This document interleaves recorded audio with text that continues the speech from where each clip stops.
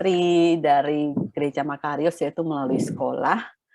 Makarios itu bisa makin berkembang dan berkembang lagi. Dan sebenarnya itu sangat erat kaitannya juga dengan topik kita pada hari ini ya, yaitu tentang the learning church, di mana manifestasi atau praktek di dalam gereja yang belajar ini itu juga salah satunya melalui sekolah. Tapi kita akan mengikuti dulu tips kesehatan berikut ini yang akan dibawakan oleh Saudara Asrin, dan pemenang kuis Sabat lalu kan Ibu Manurung sama Cititin. Nah, kita lihat nih siapa yang menyimak tips kesehatan Sabat ini. Kalau bisa lebih banyak yang beruntung untuk mendapatkan voucher istimewa pada hari ulang tahun nanti. Ya, kita ikuti apa yang akan dibawakan oleh Saudara Asrin Arifin, Vegan Diet and COVID-19. Wah, menarik. Shalom, salam sejahtera bagi kita semua. Pada kesempatan ini saya akan membawakan satu pembahasan tentang vegetarian dan COVID-19. Saudara, tanpa terasa wabah COVID-19 sudah berlangsung hampir 2 tahun, tapi belum ada tanda-tanda bahwa wabah ini akan segera berakhir.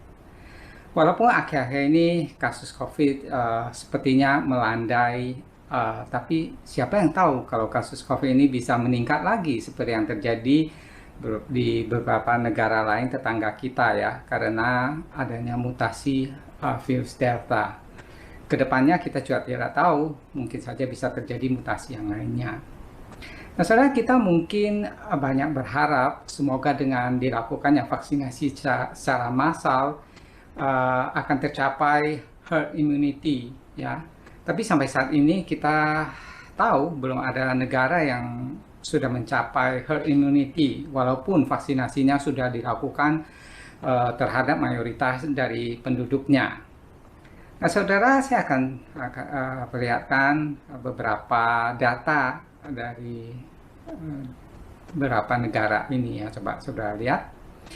Nah, negara yang paling sukses melakukan vaksinasi itu adalah United Arab Emirates dengan tingkat vaksinasi sebanyak 91% dari jumlah penduduknya. Nah, saudara lihat di gambar ya, grafik. Kasus harian di sana tetap ada ya, walaupun angkanya cenderung turun terus, tapi tetap ada. Lalu kita akan melihat lagi di Amerika. Ya. Di Amerika tingkat vaksinasinya cukup tinggi, sudah mencapai 63% dari jumlah penduduknya. Tapi sudah lihat ya, kasus harian itu tetap naik tajam. Tentu kita tahu karena adanya varian Delta ya. Nah, kita coba lihat di grafik ya, kasus aktifnya juga mencapai puncaknya lagi, tertinggi lagi. Dan yang menyedihkan, kita lihat kasus kematian juga turut meningkat kembali. Nah, hingga saat ini total kematian di sana sudah mencapai 691.000 jiwa lebih dan setiap hari bertambah. Nah, saudara, bagaimana di Indonesia? Nah, di Indonesia tingkat vaksinasi baru mencapai 28%, masih jauh dari herd immunity. Kita baru saja melewati masa-masa yang serem ya, di bulan Juli, Agustus, di mana kita mengalami kritis ya, rumah sakit mayoritas penuh, oksigen kehabisan, dan banyak yang meninggal akibat tidak ditangani dengan baik di rumah sakit karena penuh ya. Nah, coba saudara kita lihat di grafik kasus harian ya. Walaupun sekarang sudah menurun dengan drastis, mungkin karena berkat PPKM ya yang super ketat, tapi kita juga tidak tahu apakah kasus harian bisa naik kembali seperti di Amerika setelah PPKM di negara kita itu diperlonggar. Kita tidak tahu. Nah, saudara, satu hal yang kita tahu adalah jika kasus COVID itu melonjak, maka biasa diikuti juga dengan tingkat kematian yang melonjak. Kita mungkin jangan berpikir bahwa kalau sudah divaksinasi, maka itu sudah aman. tidak demikian ya saudara. Setelah vaksin tetap bisa terkena COVID dan tetap bisa meninggal. Banyak kita dengar orang yang meninggal setelah divaksin juga. Nah, saudara, di Indonesia total korban yang meninggal akibat COVID itu juga sudah tinggi ya, mencapai 140.000 jiwa lebih. Nah, saudara, belum lama ini ada sebuah penelitian terhadap para pekerja kesehatan di 6 negara, yaitu Perancis, Jerman, Italia, Spain, UK, dan Amerika. Peneliti ini ingin melihat hubungan antara diet dengan tingkat keparahan jika terkena COVID. Hasilnya adalah mereka yang mengkonsumsi plant-based diet atau dari makanan nabati ya, atau ya mungkin mirip vegan, itu memiliki risiko 73% lebih rendah terkena COVID yang moderat atau berat. Atau dengan kata lain, jika terkena COVID pun biasanya banyak tanpa gejala atau gejalanya hanya ringan saja. Sementara kalau masih plant-based dan masih makan ikan, risikonya berkurang sekitar 59%, lumayan ya. Yang akan terkena COVID, kalau terkena COVID gejalanya sedang atau berat, itu 59% lebih ringan. Nah, sebagai perbandingan, orang yang mengkonsumsi diet rendah karbohidrat dan tinggi protein, seperti contohnya adalah diet keto ya, itu memiliki kemungkinan 400% mengalami COVID dengan gejala moderat atau berat. Ya, jadi diet yang keto ini 4 kali lipat lebih berisiko mengalami COVID dengan gejala moderat sampai berat. Nah, saudara, mengapa daging itu bisa meningkatkan parahnya COVID kalau terkena? Ada beberapa sebab mengapa daging meningkatkan keparahannya kalau kena. Pertama adalah mengkonsumsi daging itu berkaitan dengan meningkatnya risiko penyakit diabetes, penyakit kanker, tekanan darah tinggi, penyakit jantung, kolesterol tinggi, dan lain sebagainya.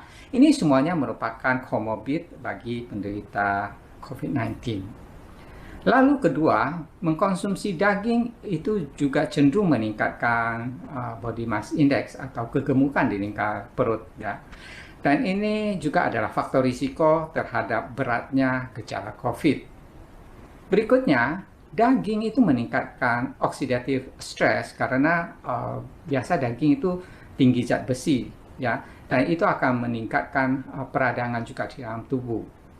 Kita sudah tahu bahwa akibat fatal karena COVID adalah jika terjadi badai sitokin akibat peradangan yang berlebihan di dalam tubuh. Lalu apa yang harus kita lakukan ya dengan plant-based diet ini ya untuk mengurangi risiko keparahan akibat COVID-19? Pertama, saudara, pilihlah makanan nabati yang dapat menurunkan peradangan. Lalu kedua, umumnya ya sayur-sayuran yang alami itu adalah makanan yang baik untuk menurunkan peradangan karena kaya dengan vitamin, mineral, fitokimia yang penting ya, yang terutama dari sayuran keluarga Brassica ya, seperti brokoli, kembang kol, dan lain sebagainya. Lalu makanan nabati yang berguna lagi adalah biji-bijian seperti flaxseed, chia seed, walnut yang kaya dengan omega 3. Ini sangat baik untuk menurunkan peradangan. Dan berikutnya adalah berbagai rempah-rempah seperti kunyit, jahe, bawang putih, kapulaga atau kardamom. Lalu ada rosemary, ada kayu manis, ada cengkeh, dan masih banyak lagi rempah-rempah yang sangat bermanfaat untuk menurunkan peradangan. Dan untuk buah-buahan, usahakan tidak terlalu banyak mengkonsumsi buah yang terlalu tinggi glycemic load-nya ya, karena itu akan meningkatkan peradangan. Nah, buah yang baik untuk menurunkan peradangan ada beberapa ya, seperti blueberries, nanas, itu semua sangat terkenal untuk menurunkan peradangan. Intinya jangan makan yang terlalu manis dalam arti glycemic load-nya terlalu tinggi. Dan tidak kalah pentingnya adalah kurangi atau hindari makanan yang dapat meningkatkan peradangan. Tadi kita makan makanan yang menurunkan peradangan, sebaliknya kita kurangi atau hindari makanan yang bisa meningkatkan peradangan. Makanan apa itu? Pertama adalah gula, ya, dalam berbagai macam bentuk gula apapun. Terutama adalah sirup yang namanya high fructose corn syrup, ya, dan pemanis buatan. Walaupun pemanis buatan itu cenderung meningkatkan peradangan. Selain pemanis itu bisa meningkatkan insulin dalam darah, dia juga meningkatkan peradangan. Lalu gula dan karbohidrat sederhana yang kita makan itu juga dapat menekan sistem kekebalan tubuh. Jadi usahakan menghindari sebisa mungkin. Lalu hindari juga karbohidrat sederhana yang diproses berlebihan, ya, seperti tepung gandum dalam berbagai bentuk seperti mie, roti, kue-kue, dan juga gandum itu glutennya seringkali berpotensi meningkatkan peradangan, ya, apalagi bagi orang yang sensitif. Lalu yang sangat meningkatkan peradangan itu adalah minyak sayur yang kaya dengan omega 6. Minyak apa yang tinggi dengan omega 6? Itu diantaranya yang sangat tinggi adalah minyak jagung, minyak kedelai, cottonseed, minyak bunga matahari, dan yang paling parah itu adalah trans fat, ya. Trans fat itu hindarilah, ya. Nah, kenapa demikian? Karena omega 6 ini di dalam tubuh kita akan diubah menjadi asam arakidonak yang itu akan memicu peradangan. Jadi harus dikurangi seminimal mungkin. Sementara minyak zaitun, olive oil, ya, kemudian alpukat juga, ini adalah alternatif yang baik, ya, alternatif minyak yang baik. Kelapa juga rendah omega 6 sebetulnya, tapi tinggi lemak jenuh. Jadi juga disarankan tidak terlalu banyak mengkonsumsi minyak kelapa walaupun oke. Lalu berikutnya adalah kopi, alkohol, dan berbagai macam soft drink atau minuman berkafein itu harus dihindari karena itu juga meningkatkan peradangan. Dan yang penting lagi adalah mengkonsumsi makanan yang kaya serat, dan serat itu bukan sekedar serat tapi harus dari berbagai variasi makanan yang kaya serat. Kita tahu mikrobiota atau bakteri yang baik di dalam usus manusia itu memegang peranan terpenting di dalam hal sistem imunitas kita. Bakteri yang baik itu akan memberikan kesehatan yang baik. Lalu peranan bakteri yang baik ada banyak sekali, ya. Di antaranya yang penting itu adalah membantu kita mencerna makanan. Tanpa bakteri yang baik kita nggak bisa mencerna makanan dengan baik. Lalu bakteri yang baik itu juga mengajarkan sistem imunitas kita membedakan mana benda kawan dan mana yang lawan. Lalu dia juga mensintesa berbagai enzim. Makanan yang kita makan tanpa enzim tidak bisa dicerna. Lalu bakteri yang baik itu juga membuat berbagai macam vitamin seperti vitamin B, lalu juga membuat hormon yang tidak bisa dibuat oleh tubuh kita, dan dia juga bisa menetralisir berbagai zat-zat berbahaya, dan masih banyak lagi peranan penting dari bakteri yang baik ini. Nah, komposisi bakteri di dalam manusia itu beraneka ragam. Semakin banyak, semakin bervariasi, itu semakin baik. Nah, untuk memelihara bakteri yang bervariasi ini, tentu dibutuhkan juga makanan yang bervariasi bagi berbagai jenis bakteri ini. Kalau sudah cuma makannya tertentu aja, mungkin yang akan hidup hanya bakteri tertentu saja, walaupun itu bakteri yang baik. Nah, sumber utama makanan bakteri yang baik itu adalah serat. Ya, serat yang hanya bisa ditemukan pada makanan nabati, tidak ada di makanan hewani. Dan dari semua makanan nabati, keluarga polong-polongan menduduki peringkat paling tinggi dalam hal kandungan seratnya. Lalu ada beberapa tips untuk menjaga keseimbangan mikroorganisme atau bakteri yang baik di dalam tubuh kita. Pertama, saudara, pilihlah karbohidrat baik dalam bentuk whole, bentuk makanan yang utuh, ya, dengan serat yang masih lengkap, ya. Contoh dari karbohidrat yang baik itu pertama mengandung zat tepung khusus yang namanya resistant starch, di mana di dalam kolon itu akan difermentasi oleh bakteri menjadi namanya short chain fatty acid, ya, SCFAs, yang sifatnya adalah anti radang. Nah, kan ini penting ya untuk anti radang, dan dia juga anti karsinogenik.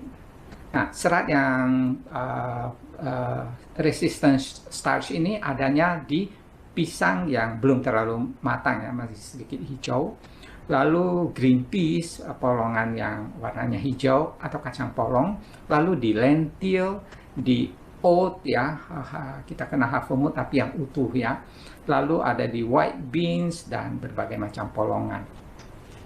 Lalu serat kedua namanya adalah inulin, ya. Ini adalah jenis lain karbohidrat kompleks yang bersifat prebiotik, ya. Prebiotik itu adalah makanan buat bakteri. Ini sangat baik untuk kesehatan bakteri, baik di dalam tubuh. Serat ini ada di mana? Ada banyak di asparagus dan pisang yang telah lebih matang, yang tadi hijau. Sementara yang itu resistant starch, sementara yang inulin ini ada di pisang yang lebih matang. Lalu ada di bawang putih, bawang bombay, dan lain sebagainya. Inulin ini sangat bagus. Lalu makanan yang baik lagi adalah makanan yang difermentasi dan yang mengandung probiotik, ya. Macam-macam yang difermentasi, kita kenal yogurt, ada kefir, macam-macam, ada banyak. Lalu tadi saya katakan serat itu harus bervariasi. Datang dari mana? Tentu datang dari berbagai macam sayuran yang bervariasi juga. Lalu yang tambahan lagi adalah kalau bisa, ya, beli sayuran dan buah yang sifatnya lokal, ya, pertanian lokal, kalau bisa lagi yang organik kalau bisa, ya, tapi tentu tergantung keadaan. Itu tadi yang baik. Lalu yang harus kita hindari adalah daging, karena daging tidak mengandung serat. Dan buruknya lagi, dia menyebabkan enterotype bakteri yang bersifat patogen, ya, atau jahat. Itu akan membuat kalau kita banyak makan daging, bakteri yang patogen itu akan menjadi lebih dominan sehingga dia akan menguasai pencernaan kita. Lalu setelah mengkonsumsi banyak serat, ya, jangan lupa minum air putih yang banyak, ya, karena ini sangat penting. Usahakan tidak kurang dari 10 gelas sehari, tapi ini tentu tergantung kondisi juga. Nah, selain itu, saya akan memberikan beberapa tips, ya, nutrisi yang perlu diperhatikan untuk menjaga sistem kekebalan tubuh supaya bisa bekerja dengan optimal. Pertama, konsumsi lebih banyak makanan yang kaya dengan karotenoid, ya. Karotenoid itu nanti dibentuk menjadi vitamin A. Karotenoid itu banyak macamnya, ya. Contohnya saja, karotenoid ini banyak pada makanan berikut, saudara. Ada di bayam, di wortel, di kale, di paprika kuning, ada di tomat, kemudian labu kuning, ubi kuning, juga ada di mangga, jeruk, pepaya, dan lain sebagainya. Umumnya ada di sayur buah yang berwarna kuning atau orange, ya.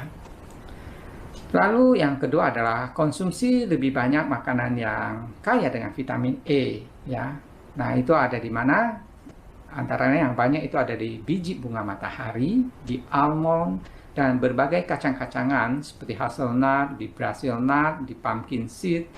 Lalu di alpukat juga lumayan, di paprika merah, di mangga, brokoli, dan lain-lain. Itu semua kaya dengan vitamin E. Jangan suplemen vitamin E karena tidak bagus, ya. Lalu yang penting lagi saudara adalah vitamin B12. Dan untuk satu ini tentu tidak ada di makanan nabati, dan sarannya adalah sebaiknya didapatkan dari suplemen vitamin B12 saja. Berikut lagi yang penting untuk sistem imunitas adalah seng atau zinc. Yang ini penting untuk meningkatkan sistem kekebalan dan untuk menghambat perkembangan berbagai virus. Nah, sumber makanan yang kaya akan zinc itu diantaranya adalah biji bunga matahari, biji labu atau pumpkin ya, lentil, di kacang garbanzo, ada di quinoa, ada di bayam, asparagus, di jamur shiitake juga banyak, kacang mede, tahu, di oat, brokoli, dan lain sebagainya. Kelebihan zinc yang biasanya kita dapatkan dari suplemen yang berlebihan itu justru akan menekan sistem imunitas. Jadi ya kembali lagi sebaiknya dari makanan alami. Dan berikutnya adalah selenium ya, untuk sistem imunitas. Selenium itu sangat penting. Kalau kekurangan selenium, fungsi sistem imunitas akan terganggu. Nah, sistem selenium di dalam makanan ini sangat bergantung pada tanah di mana makanan itu ditanam ya. Dan zaman sekarang banyak kekurangan. Jadi untuk proteksi sebaiknya sudah makan dari makanan yang kaya dengan selenium. Dan saran saya adalah Brazil nut. Sehari 1 biji saja sudah cukup untuk memenuhi kebutuhan selenium kita. Dan yang lainnya kita sudah tahu vitamin D yang sangat populer, jemur aja. Dan jangan lupa istirahat harus cukup. Itu saja saudara pembahasan kita kali ini. Saudara, walaupun makanan dan nutrisi itu sangat penting untuk mencegah supaya kalau terkena COVID itu tidak berat, tapi tentu saja kita sangat perlu untuk menerapkan protokol kesehatan yang benar ya. Ini sama pentingnya di saat pandemi seperti sekarang. Kiranya Tuhan memberkati dan melindungi kita semua. Amin. Amin. Terima kasih untuk Saudara Asrin yang sudah membawakan tips kesehatan yang begitu lengkap, begitu luar biasa. Mungkin buat kita yang terberkati boleh kasih tanda love ya. Supaya tanda bahwa kita benar-benar diberkati oleh tips kesehatan ini. Saudara Asrin ada ya hadir ya? Tadi pagi sih ada. Sama sahabat Asrin.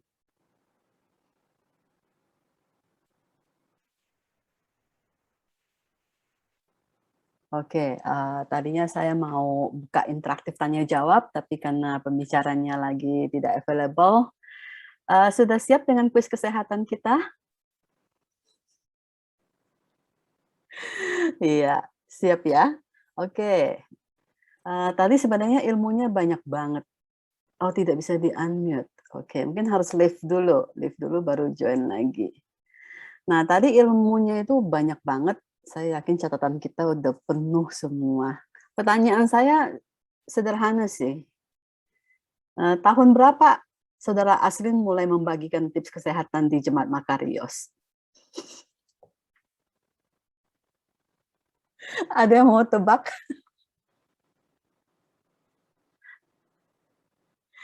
Oh, tidak bisa di-unmute. Tunggu, mungkin di setting. 2014. 2014. Cititin menjawab 2014. Ada lagi yang lain? 2015. Om Gun menjawab 2015. 2013. 2014. Ini siapa nih? Ini 2013 siapa? Willy 2013. Di bawah 2010. Ini siapa nih? Saya semuanya 2016. dari 2010. Ini namanya benar-benar menebak. Semua tahun disebutkan. Ya Asrin 2000. aja bilang dia aja nggak tahu jawabannya. Tuh di chat. Takutnya aslinya nggak tahu aslinya. Jadi yang menentukan benar apa salahnya siapa ini? Sebelum 2008 kayaknya. Habis ini pertanyaannya berapa kali dia bikin seminar, Wi? Oke, itu memang pertanyaan buat membuat kita fokus lagi. Ya, karena saudara asing tidak tahu jawabannya, jadi dianggap semua jawabannya benar ya. Benar. Oke. Ini pertanyaan serius. Tadi pendahuluan aja. Nah, siapa yang mau mencoba? Tadi saudara asing tuh cerita tentang bagaimana hubungan daging, peradangan, dan itulah sumber bahayanya ke COVID-19. Nah, apa saja yang menjadi sumber makanan, sumber peradangan? Ayo, siapa yang mau coba? Biar saudara Saya asing bisa tahu jadi guru yang baik, murid-muridnya sudah mengerti. boleh saya coba, Ci? Ini Jawabannya- Bu Fibri ya? Ya. Oke, silakan. Kalau nggak salah tadi gula. Yang pertama disebutkan. Oke, terus apa lagi? Daging. Ya. Daging, kopi. Sop piring. Omega 6. Omega 6. Wah, ini Alkohol. keroyokan gimana bagi hadiah? Ini budaya kasih persaudaraan Makarios ini luar biasa. Minyak yang mengandung omega 6. Oke. Saya kasih hadiahnya ke Miss Lori karena dia jawabnya paling banyak di chat. Gula, daging, dan minyak. Karena yang lain satu-satu nyumbang ya. Iya. Jadi kita kasih hadiahnya ke Miss Lori. Setujukan semua ya. Nah, pertanyaan yang terakhir ini untuk anak-anak nih. Anak-anak yang mendampingi orang tuanya siap-siap ya untuk menjawab, boleh di chat. Tadi di slide-nya Om Asrin, itu ada satu contoh binatang yang vegan atau vegetarian. Saya nggak tahu apakah dia vegan atau vegetarian. Itu binatang apa tuh? Gorila. Ada di slide-nya Om Asrin. Ini Gorila. anak-anak bukan yang jawab. Gorila. Ini bukan anak-anak yang jawab. Gimana ini? Anak-anak zaman now. Anak-anak zaman now. Anak-anak 60 tahun lalu. Oh, ini siapa yang jawabnya anak-anak, suara anak-anak? Oh, Velov. Tadi ada juga oh ya, Velov ya. Oh, Velov paling semangat. Oke, Velov. Betul gorila, tapi pertanyaannya adalah gorila itu sanggup mengangkat berapa kali berat badannya? Dia kan sangat kuat tuh. Saking kuatnya dia berapa kali bisa mengangkat berapa kali? How many times of his weight? Ya, Ma'am Dewi. Ya, berapa kali? Berapa kali? Berapa kali? Bukan berapa kali. Berapa kali? Oh, bukan berapa kali. 10 Berapa kali, lipat? Velov, Berapa 10. lipat? 10 kali, 10 kali. 10 kali, Velov. Oh, 2 kali ya? Berapa? 10, Velov. Times.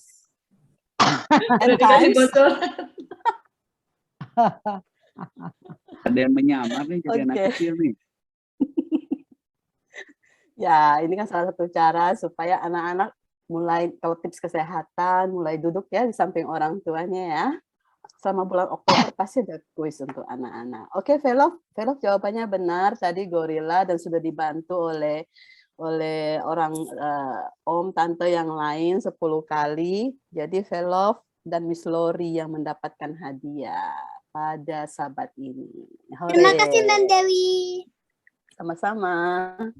Hadiahnya apa, Mem?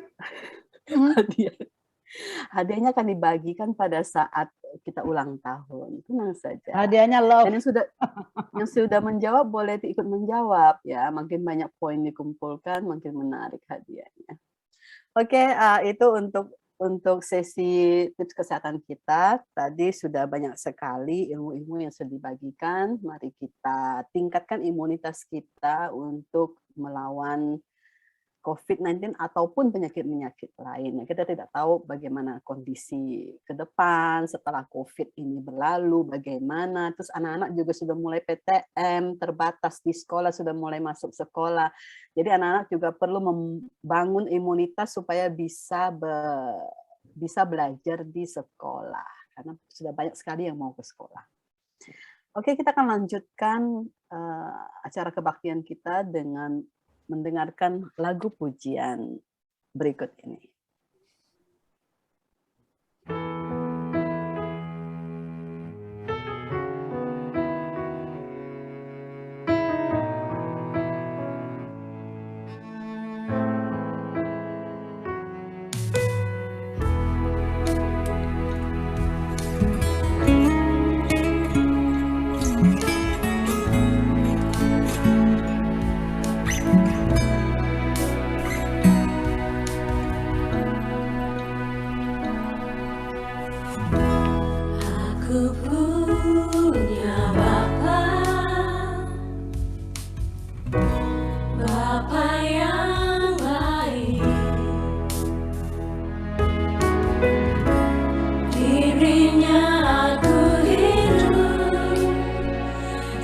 mengasihinya tanpa ada batasnya. Hari berganti hari, Dia tetap sama. Aku yang pergi, aku menjauh, tapi Tuhanku tak pernah berubah. Aku berdiri di sini, mengangkat tangan, mengucap syukurku, haleluya. Kebaikanmu terpana, Yesus sungguh berarti bagiku.